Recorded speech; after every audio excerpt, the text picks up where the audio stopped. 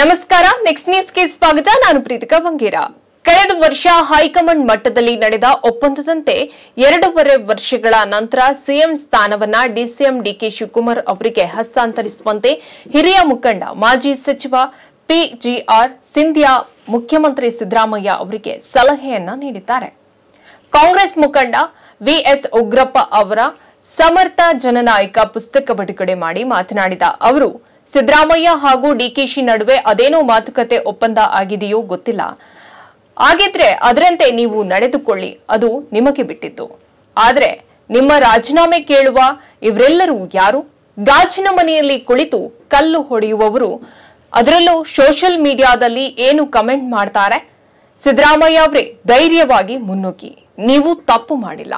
ನೀವು ಡಿಕೆ ಶಿವಕುಮಾರ್ ಅವರನ್ನ ಬೆಳೆಸಬೇಕು.